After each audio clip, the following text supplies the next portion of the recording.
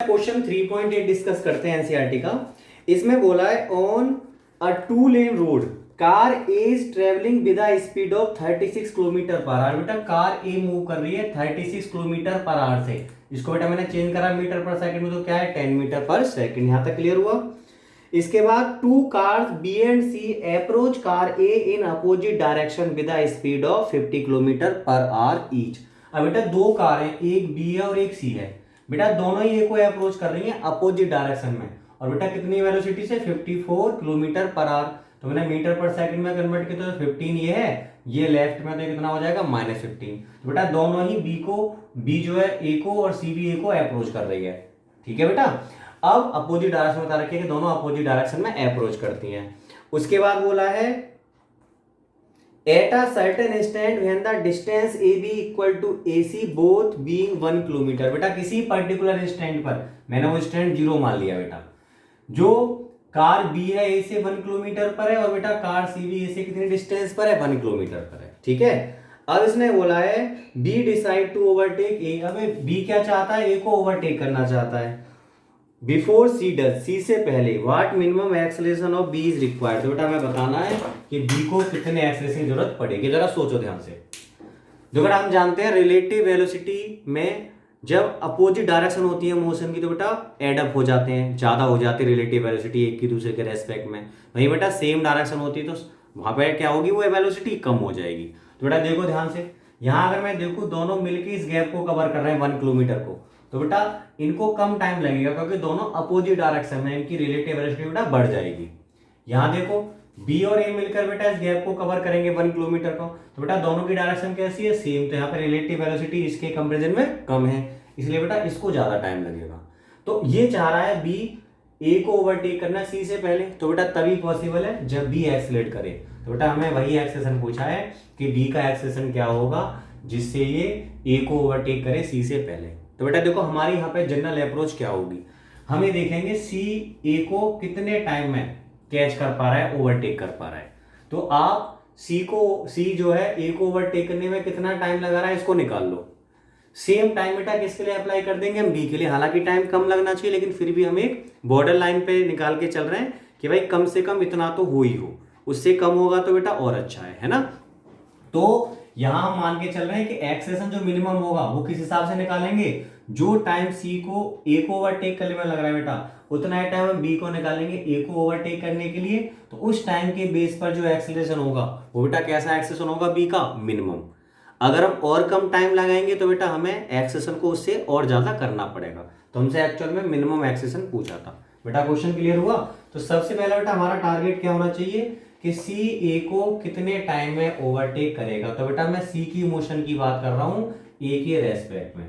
तो for motion of C with respect to A, तो बेटा यहां पे हम इनिशियल वेलोसिटी देखें तो यू, तो क्या होगी यू सी ए, तो you see minus U A. तो बेटा यू सी कितना है हमारा -15, यू ए क्या था बेटा प्लस का 10, तो ये आया -25 मीटर पर सेकंड। बेटा एक्सेलेरेशन देखें तो acceleration of C with respect to A, acceleration of C minus acceleration of A. बेटा बी एक्सेलरेट कर रहा है, ए और सी एक्सेलरेट नहीं कर रहे, तो इन दोनों का एक्सेलेरेशन क्या है 0। तो बेटा ये क्या रहा 0 मीटर पर सेकंड स्क्वायर। अब बेटा दोनों को मिलके कितने गैप को कवर करना है 1 kilometre, 1 kilometre it means 1000 metre. बेटा जब याद रखना जब भी एक्सेलेरेशन 0 होता है सिंपल फॉर्मूला लगता है distance equal to speed into time. तो by distance equal to speed into time. तो बेटा डिस्टेंस कितनी है यहाँ पे 1000 मीटर। अब बेटा स्पीड 25 प्लस में रखेंगे बेटा हम, और टाइम हमें निकालना है। तो बेटा ये निकल कर आएगा 40 सेकेंड। इसका मतलब जो सी है वो बेटा ए को ओवरटेक कर लेगा 40 सेकंड में। सेम टाइम अब आप किसके लिए अप्लाई करोगे, बी के लिए। तो बेटा मैं बात कर रहा हूं for motion of B with respect to A. तो बेटा पहले इनिशियल वेलोसिटी निकालो बी की ए के रेस्पेक्ट में, velocity of B minus velocity of A. तो बेटा बी की वेलोसिटी कितनी है यहाँ पर 15 माइनस ए की कितनी है 10, तो बेटा ये क्या निकल कर आया 5 मीटर पर सेकंड। अब बेटा ऐसे ही बी का एक्सेलेरेशन निकालो ए के रेस्पेक्ट में, acceleration of B minus acceleration of A. बेटा बी का एक्सेशन तो मैं निकालना है, ए का 0 था, तो बेटा इसको मैं ए बी लिख रहा हूँ। ओके, तो ये बेटा हमारे लिए इनिशियल वेलोसिटी हो गई, और ये क्या होगी, एक्सेलरेशन। बी का ए के रेस्पेक्ट में जस्ट ए बी। अब बेटा इसके लिए कुछ मोशन लगाएंगे। अब टाइम के बारे में अगर बेटा मैं बात करता हूँ, बेटा टाइम बी को उतना ही लेना है जितना टाइम सी ने लिया था, तो बेटा टाइम आएगा हमारा 40 सेकेंड। अब बेटा इक्वेशन लगाओ, by S equal to U T plus half A T square. तो बेटा कितनी डिस्टेंस ट्रेवल करनी है इनको भी मिलके, 1 किलोमीटर, तो 1000। ओके बेटा u कितना था, u था हमारा 5, t कितना है बेटा 40, plus half acceleration A B, time बेटा 40 इंटू 40। सॉल्व करो बेटा इसे, तो यहाँ से 200 हो जाएगा, धरा के कितना बचेगा 800। बेटा ये 1600 है अपॉन 2 कितना हो गया 800 ए बी। तो बेटा यहाँ से मैं सॉल्व करूंगा तो b का एक्सेलेरेशन क्या आएगा 1 मीटर पर सेकेंड स्क्वायर। इसका मतलब बेटा b को, कार को 1 मीटर पर सेकेंड स्क्वायर के एक्सेलरेशन से मूव कराना पड़ेगा, तब वो ए को ओवरटेक करेगा सी से पहले। Okay students, now pause the video and note it down. बेटा एनसीईआरटी का एग्जांपल 3.9 डिस्कस करते हैं पहले। इसमें बोला है 2 parallel rail tracks run north south. बेटा ये 2 पैरेलल रेल ट्रैक्स थे, बेटा नॉर्थ से साउथ की तरफ बेटा रन कर रहा है, इधर नॉर्थ इधर साउथ।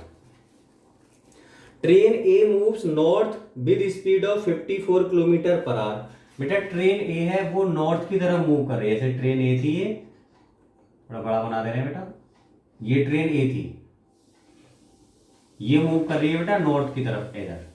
कितनी वेलोसिटी से बेटा यहाँ पर 54 kilometre per our.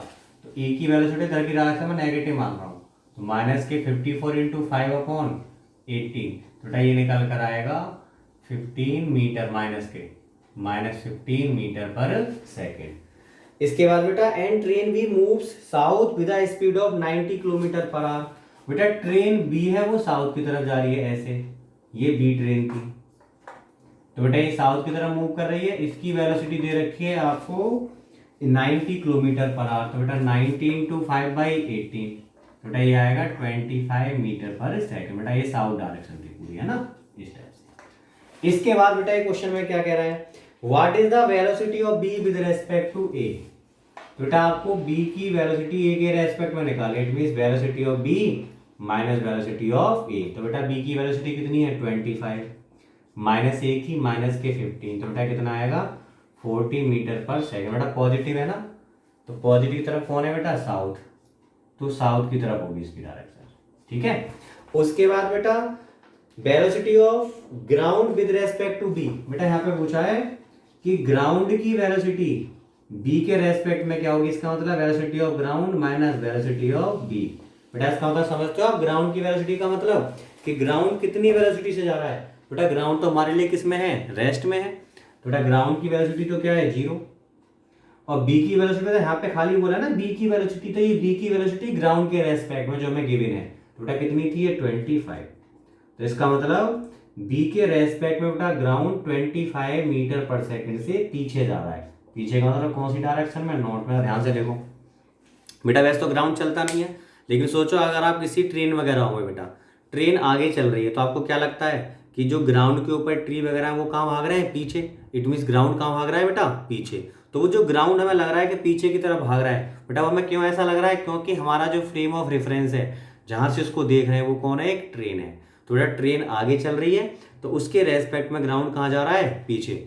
Normally ground की वेलोसिटी क्या है बेटा 0, तो यहाँ पे ये ग्राउंड की वेलोसिटी किसके रेस्पेक्ट में थी, ट्रेन बी की, तो बेटा ये है -25 मीटर पर सेकेंड। ओके बेटा, इसके बाद बेटा इसका नेक्स्ट पार्ट है कि हमसे इसमें पूछा है velocity of a monkey running on the roof of the train A against its motion. तो बेटा अब ट्रेन ए के ऊपर एक मंकी मूव कर रहा है, बेटा ये मंकी है, ये इधर को मूव कर रहा है ट्रेन के ऊपर। तो बेटा बताओ ट्रेन के ऊपर है तो मंकी की वेलोसिटी किसके रेस्पेक्ट में होगी, ये ट्रेन की वेलोसिटी में रेस्पेक्ट में बेटा, है ना। तो यहाँ पे velocity of monkey with respect to train A, दोबारा बता रहा हूं बेटा मैं, क्या बोला है इसने, velocity of a monkey running on the roof of train A against its motion. इसमें ब्रैकेट में बता भी रखा है with a velocity 18 kilometre per hour with respect to train A. It means अगर कोई ऑब्जर्वर ट्रेन ए से ही मंकी को देख रहा है तो उस मंकी की वेलोसिटी बेटा कितनी दे रखी है इसने यहाँ पे 18 किलोमीटर पर आवर।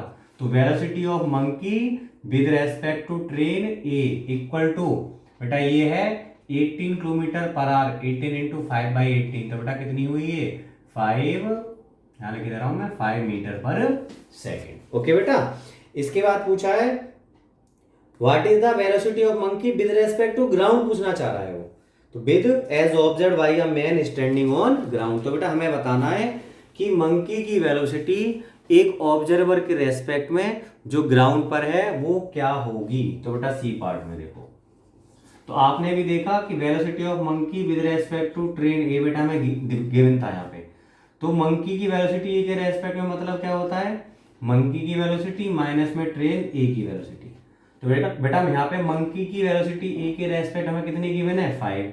मंकी की वेलोसिटी बेटा मुझे ग्राउंड के रेस्पेक्ट में निकालनी है, क्योंकि कोई ऑब्जर्वर है ग्राउंड पर उसके रेस्पेक्ट में या ग्राउंड के रेस्पेक्ट में एक ही मतलब है। माइनस वेलोसिटी ऑफ ए, बेटा ए की वेलोसिटी कितनी है खुद -15 है। तो बेटा यहाँ पे V M equal to 5 minus 15, तो बेटा कितनी आई -10 मीटर पर सेकेंड। बेटा माइनस क्या बता रहा है हमें, लेफ्ट, लेफ्ट में कौन है नॉर्थ। तो बेटा जो ऑब्जर्वर ग्राउंड पर है उसके लिए बेटा मंकी की वेलोसिटी 10 मीटर पर सेकेंड होगी, कौन सी डायरेक्शन में, लेफ्ट में, इट मींस नॉर्थ डायरेक्शन में। Okay students, now pause the video and note it down.